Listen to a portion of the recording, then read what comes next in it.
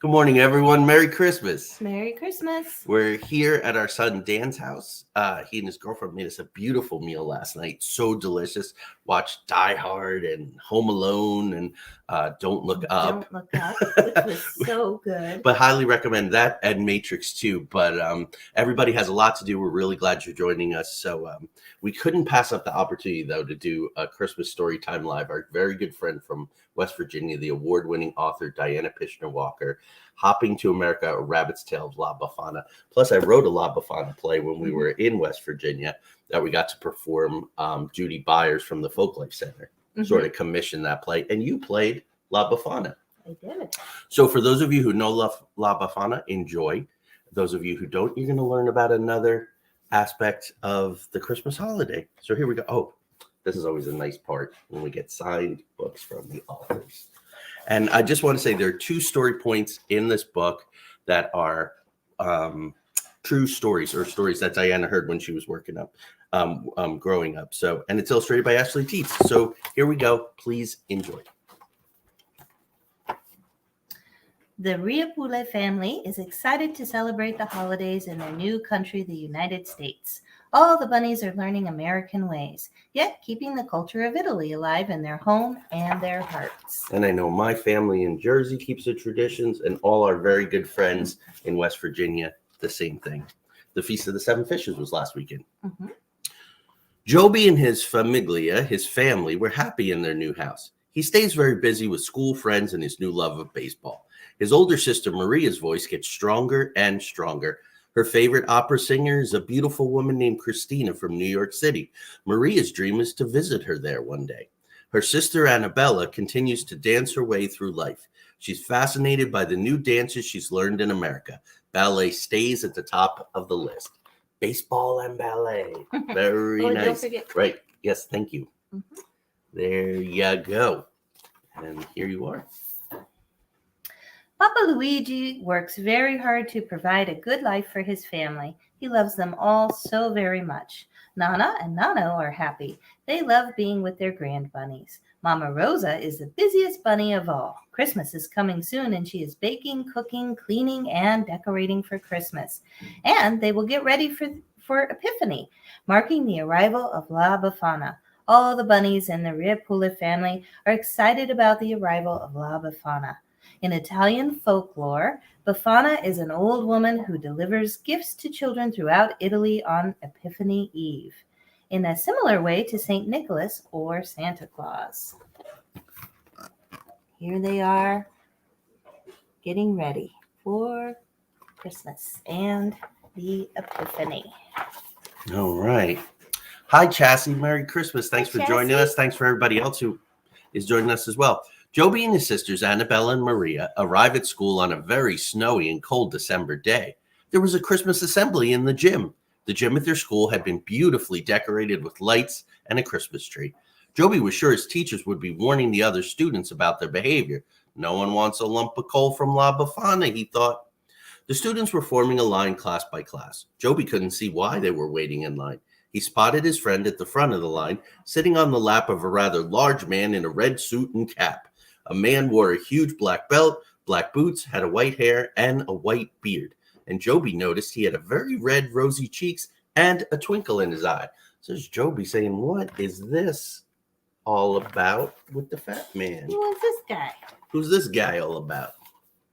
Good morning, Angelina. Merry Christmas. Hi, Angelina. Merry Christmas. Joby was curious. He thought, why do my classmates want to sit on this man's lap? And why are they telling him what they want? I'm sorry. No, why it struck me as funny too. They want things a bunny could only dream about. Do they know La Befana will be bringing all of them something special soon? All of a sudden, the gentleman in the red suit bellowed out, ho, ho, ho. He smiled and handed out candy carrots. Joby and his sister also visited this jolly man and told him that what they wanted for Christmas, but they were not sure he would bring one. God, I can't talk this morning. I'm so sorry. He was not sure they would bring what they asked, but they did enjoy the candy carrots. And look at this beautiful illustration of Santa and Joby and the candy carrots. Got a little tongue-tied there. At home, Nana and Mama Rose were baking the panettone for holiday season. Papa Luigi and Nana were busy with bunny chores outside. When Joby and his sisters arrived home from school, they all excitedly talked about Santa, the man in the red suit.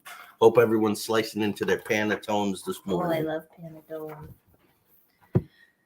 While the bunnies were telling their Santa stories, Papa Luigi realized they would need more water for the next day. He pulled Joby aside and asked him to please go to the well to get water for the family. Oh no, not the well, thought Joby. He did not like to go to the well to get water for the bunnies. His friends had warned him about Fox Gregory, who lived near the well, but Joby had never seen him there. Papa Luigi told Joby what to do if he did see Fox Gregory. He told Joby the magic words to say. And that is one of the story points that comes from Diana's childhood, but she never knew what the magic words were, which is kind of cool. In filmmaking, we call that a MacGuffin. That was Hitchcock. What is that thing?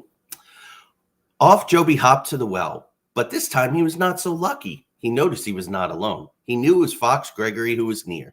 When Joby turned around, he saw Fox Gregory and remembered what Papa Luigi said. Say the magical words out loud and you will be safe. Joby said the words.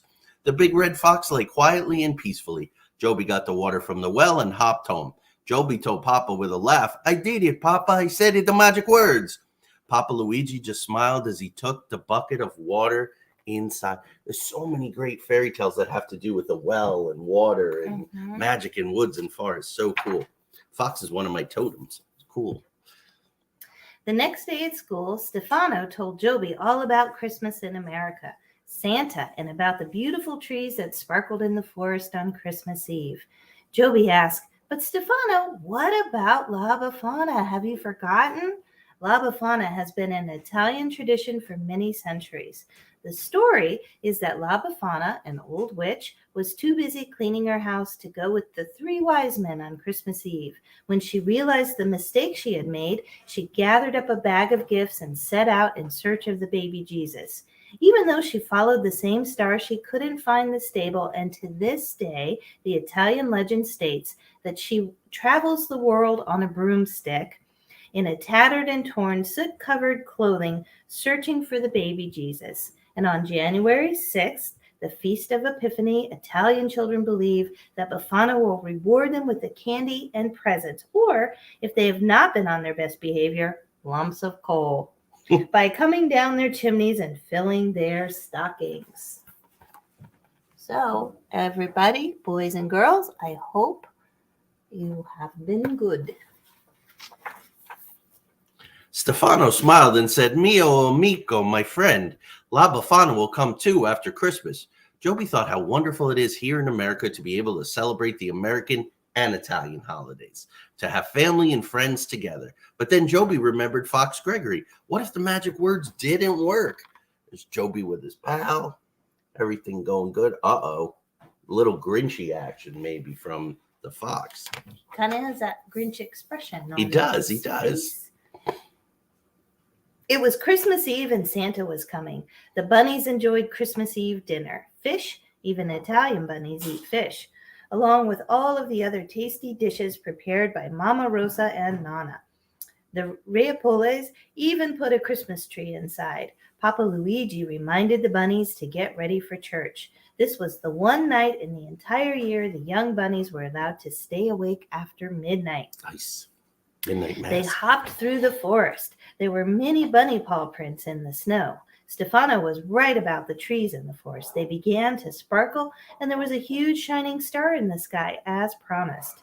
Joby could not stop thinking about Fox Gregory. He wondered if he celebrated Christmas, if he had a family, or if he was outside alone in the cold.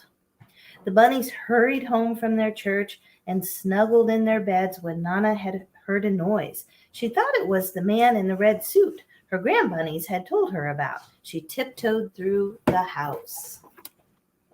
Here they are, hopping through the forest.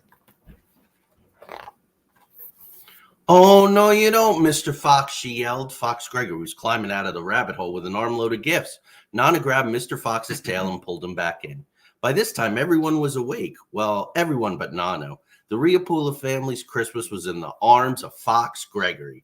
Joby's sister began to cry. Joby looked at Papa Luigi. Mama Rosa just shook her head in disappointment.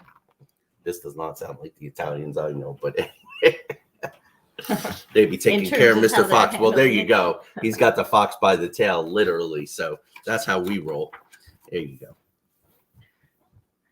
Fox Gregory slowly put down all of the Christmas packages and lowered himself to the floor in shame. Why? Joby asked.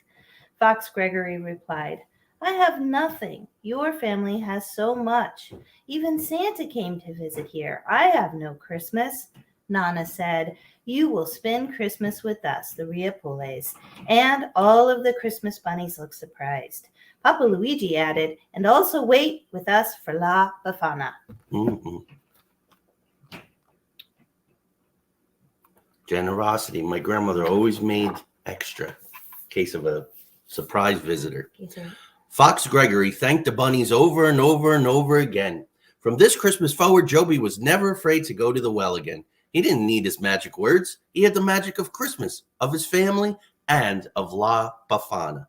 La Befana came. There were no lumps of coal this year, only candy and presents for everyone, even Fox Gregory. That's how you do. Make peace over food and traditions. Oh, Santa there. He's so happy. If you want to learn about Christmas in Italy, there's all kinds of great stuff here. There's the different foods, the panettone, pita piatta. We didn't eat that so much in Jersey, but in West Virginia, it's a very big tradition. So it's nice to learn that regionally. Most of my people are from Sicily, the southern part of Italy. St. Nicholas Day, Babbo Natale, all of that kind of good stuff there. Here is the author and the illustrator. And Merry Christmas. Merry Christmas, everyone. And yes, let's always think about those who maybe are alone at Christmas or don't have as much and are not as blessed as we are. I always think about folks like that. Get them a sandwich and say, here. Yeah, I'm thinking of the monologue Mm-hmm. at the end of Scrooge. So anyway, we appreciate you all. What happened for you? Do you know? I believe it now. This is our 60th book. Wow. And an honor to do it on Christmas Day. Next week, we'll be back. We have cryptid stories. There's the author. The author is with us. Bona Natale. Diana, thank you. Another wonderful book. And everyone have a great day. Eat a lot, love a lot, and we'll see you next week. Bye-bye. I'm going to leave you with our little bit of an outro that Tanya made. I'm having trouble here. You know what? We'll do it next week. I don't have my trusty mouse because we're on the road and I'm terrible with the trackpad. So take care, everybody.